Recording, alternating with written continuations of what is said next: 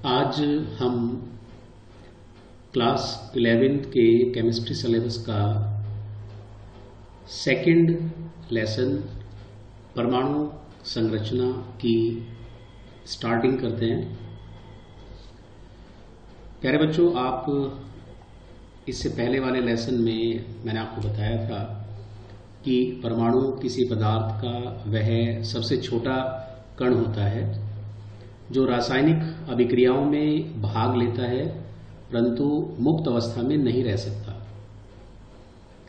इस दूसरे लेसन में हम परमाणु की संरचना के संबंध में इम्पोर्टेंट बातें पढ़ेंगे।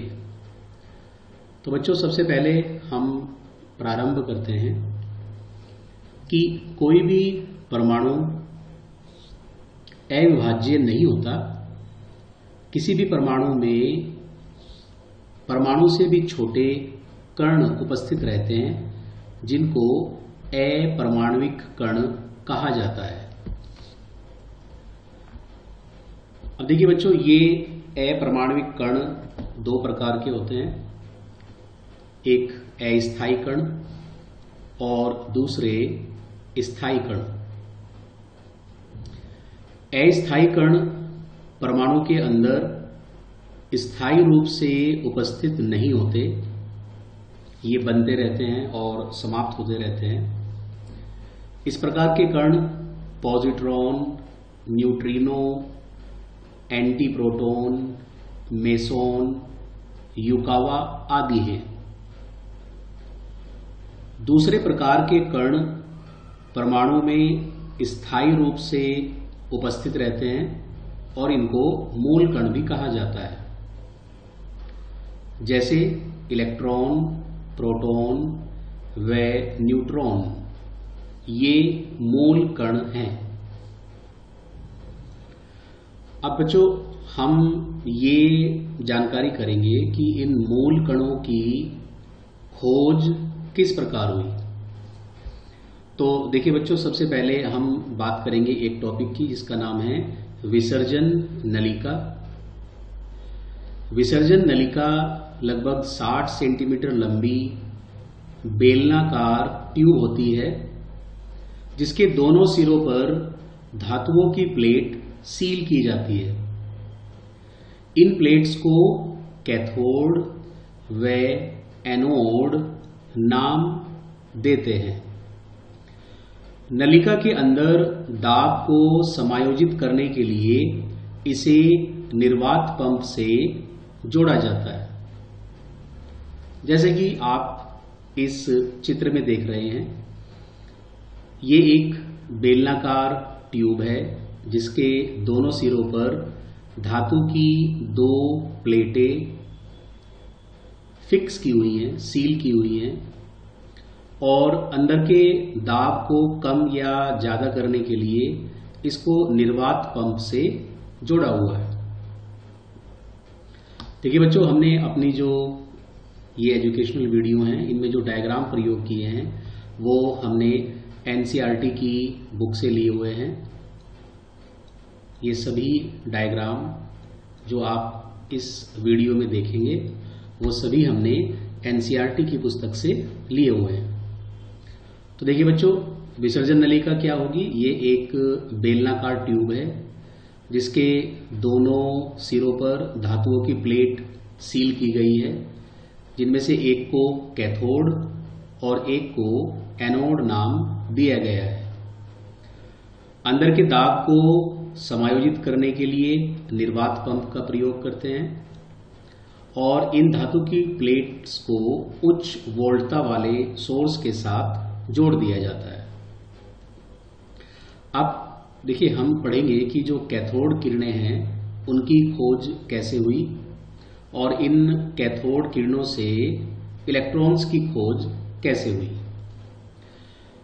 जे थॉमसन ने निर्वात नलिका या विसर्जन नलिका में 10⁻⁻⁴ मिलीमीटर मरकरी का दाब उत्पन्न करके उच्च वोल्टता लगभग 10,000 वोल्ट वाली विद्युत धारा इसमें प्रवाहित करने पर पाया कि कैथोड की ओर से कुछ अदृश्य भेदी किरणें उत्पन्न होती हैं तथा एनोड की ओर चलती हैं और एनोड की पीछे वाली दीवार पर वो हरे रंग की प्रतिदीप्ति उत्पन्न करती है।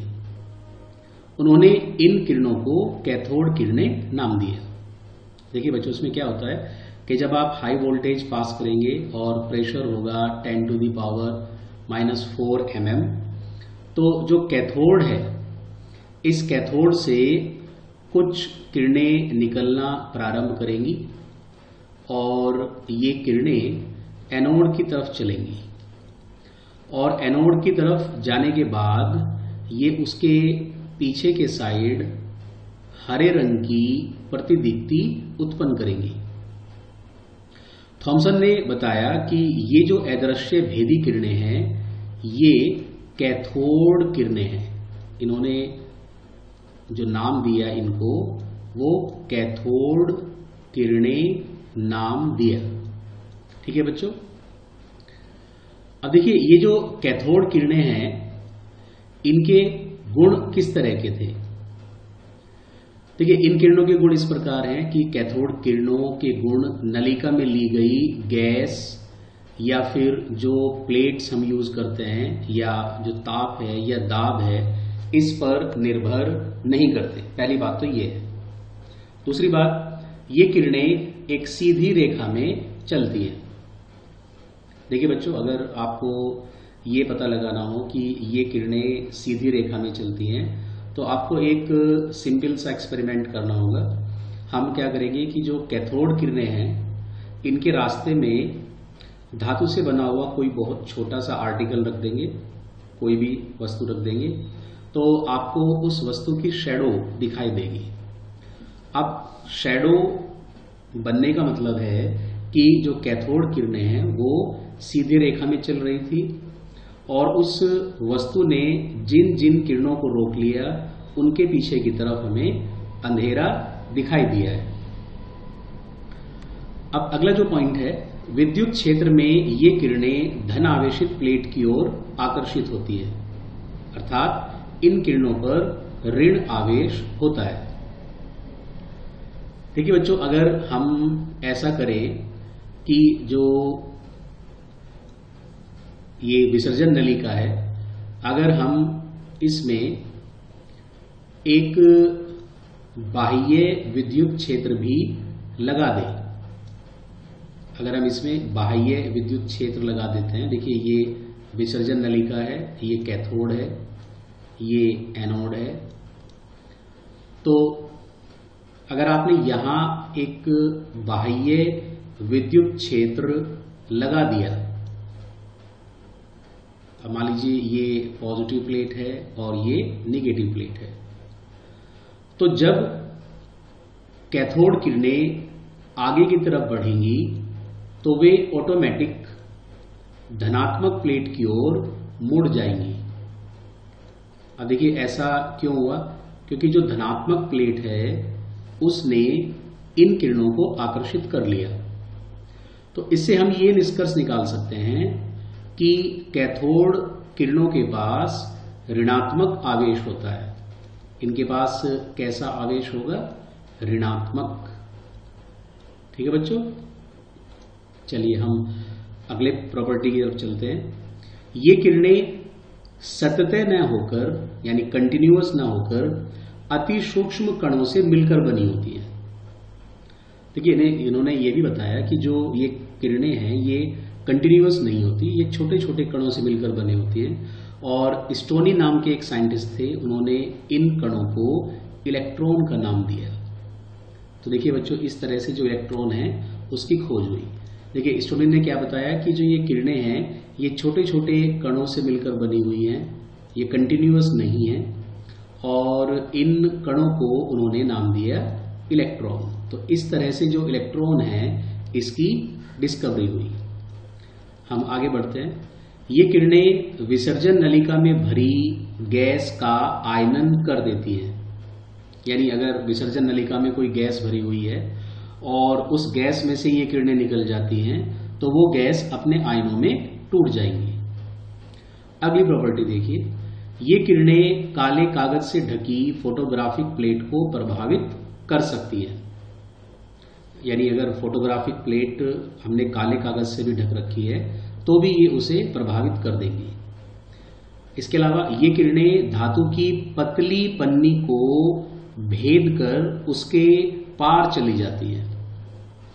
नेक्स्ट प्रॉपर्टी, ये किरणें उच्च गलनांक वाली धातुओं से टकराकर एक्स किरणें उत्पन्न करती हैं। और देखिए बच्चों, जो सबसे इंपॉर्टेंट बात इन किरणों के लिए थी कि इन किरणों के लिए आवेश व द्रव्यमान, अर्थात जिन कणों से ये मिलकर बनी हुई हैं उन कणों का आवेश व उन कणों का द्रव्यमान का अनुपात, जिसको हम E/m अनुपात कहते हैं, ये सदैव नियत रहता है। आप कोई भी गैस विसर्जन नलिका में ले लीजिए, कोई भी धातु विसर्जन नलिका में ले लीजिए, लेकिन जो कैथोड किरणें बनेंगी उनके कणों के लिए आवेश व द्रव्यमान का अनुपात सदैव नियत रहेगा। तो इससे ये बात सिद्ध होती है कि इलेक्ट्रॉन सभी द्रव्यों में पाया जाने वाला एक मूल कण है। देखिए बेटा, इस बात से एक बहुत ही इंपॉर्टेंट जानकारी मिली कि इलेक्ट्रॉन सभी द्रव्यों में पाया जाने वाला मूल कण है, अर्थात ऐसा कोई भी परमाणु नहीं होगा जिसमें इलेक्ट्रॉन ना हो। तो देखिए, ये मैंने आपको कुछ प्रॉपर्टीज बताई कैथोड किरणों की, और जो कण कैथोड किरणों को बनाते हैं उनको हमने नाम दिया इलेक्ट्रॉन। देखिए, इलेक्ट्रॉन का जो सिंबल है जिससे हम इलेक्ट्रॉन को रिप्रेजेंट करते हैं वो होता है E, स्मॉल e, और इसके ऊपर एक नेगेटिव चार्ज। इलेक्ट्रॉन के ऊपर जो आवेश होगा वो 1.6 इंटू 10⁻⁻19 कूलाम होता है। आवेश कितना होगा? 1.6 इंटू 10⁻⁻19 कूलाम। और इसका जो द्रव्यमान है वो 9.1 इंटू 10⁻31 kg होता है। अब देखिए बच्चों, ये बातें आपको याद रखनी चाहिए कि इसका सिंबल E नेगेटिव है, आवेश 1.6 इंटू 10⁻⁻19 है, और इसका द्रव्यमान 9.1 इंटू 10⁻31 किलोग्राम है। तो देखिए बच्चों, इस तरह से जो पहला मूल कण है इलेक्ट्रॉन, इसकी खोज पूरी हुई।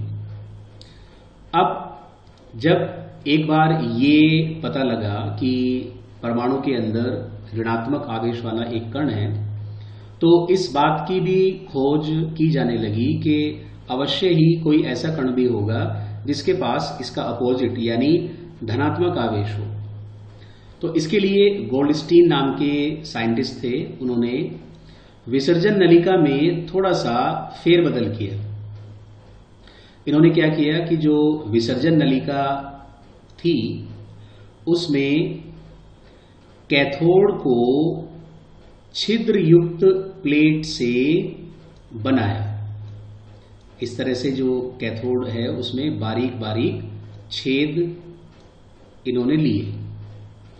तो इन्होंने ये पाया कि जो एनोड है, जब आप विद्युत धारा इसके अंदर प्रवाहित करेंगे तो जो एनोड है, एनोड से भी कुछ अदृश्य किरणें निकलती हैं और वो तेजी से कैथोड की तरफ चलती हैं, और कैथोड से बाहर निकलने के बाद वो भी प्रतिदीप्ति उत्पन्न करती हैं। अब क्योंकि ये किरणें एनोड से पैदा हुई, एनोड की तरफ से पैदा हुई, तो इनको एनोड किरणें नाम दिया गया। क्योंकि बाद में पाया गया कि इनके पास पॉजिटिव चार्ज होता है तो इनको धन किरणें नाम दिया गया, और क्योंकि ये बारीक बारीक छेद में से होकर निकलती हैं तो इसलिए इनको कैनाल किरणें भी नाम दिया गया। अब हम देखेंगे कि इन किरणों के जो गुण हैं वो क्या है। इन किरणों के अधिकतर गुण कैथोड किरणों जैसे ही होते हैं, जैसे ये सीधी रेखा में चलती हैं, इस तरह के जो गुण हैं ये लगभग सब वही हैं जो कैथोड किरणों में होते हैं। लेकिन दो गुण ऐसे हैं जो कैथोड किरणों से बिल्कुल भिन्न है। देखिए पहला गुण क्या है कि विद्युत क्षेत्र में ये किरणें ऋण आवेशित प्लेट की ओर आकर्षित होंगी।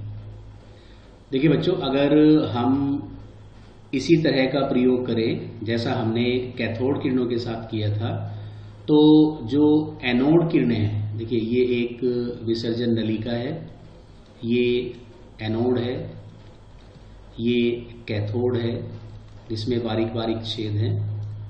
तो जब किरणें, और ये हमने बाह्य विद्युत क्षेत्र लगाया हुआ है, ये धन प्लेट और ये ऋण प्लेट। तो जब किरणें एनोड की तरफ से चलेंगी तो वो ऋण आवेशित प्लेट की ओर आकर्षित हो जाएंगी। तो इसका अर्थ ये हुआ कि ये जो किरणें हैं इनके पास धन आवेश है, पॉजिटिव चार्ज है, इसलिए ये नेगेटिव प्लेट की तरफ आकर्षित हो जाती है। ठीक है बच्चों। अब दूसरी जो प्रॉपर्टी इनकी डिफरेंट थी वो है कि इन किरणों के कणों के लिए E/m अनुपात, जो हमने अभी इलेक्ट्रॉन्स के लिए देखा था, वो नियत नहीं रहता। कैथोड किरणों के केस में ये नियत रहता है, लेकिन धन किरणों के केस में ये नियत नहीं रहता, और इस बात पर भी निर्भर करता है कि हमने विसर्जन नलिका में कौन सी गैस ली है। अब देखिए, यदि हम अलग अलग गैस विसर्जन नलिका में भरकर लें तो हाइड्रोजन गैस के लिए E/m अनुपात सबसे अधिक होगा।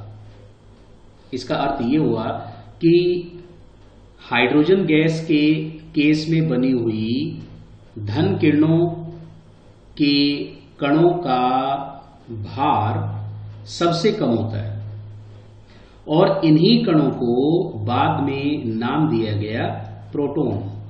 तो देखिए बच्चे, जो दूसरा हमारा मूल कण था उसकी डिस्कवरी इस तरह से हुई।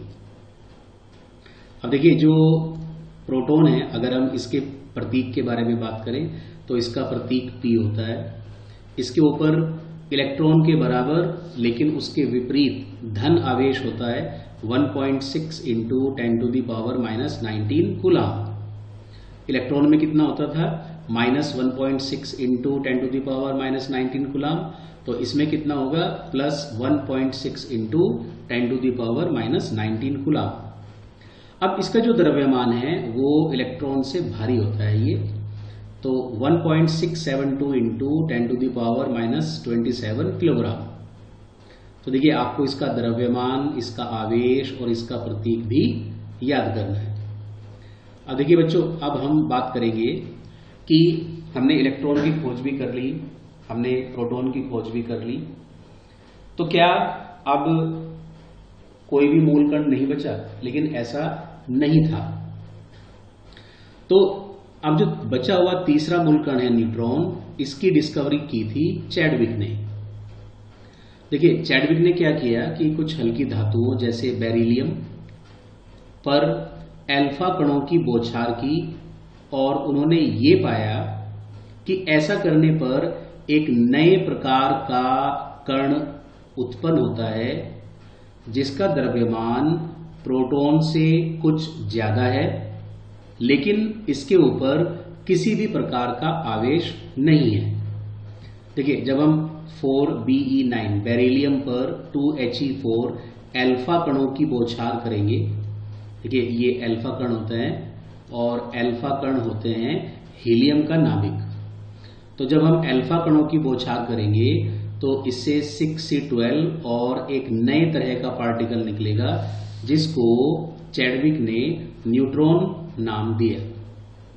अब देखिए, इन कणों पर कोई आवेश नहीं होता है, परंतु इनका जो द्रव्यमान है वो प्रोटॉन से थोड़ा अधिक है, 1.675 × 10⁻⁻27 kg।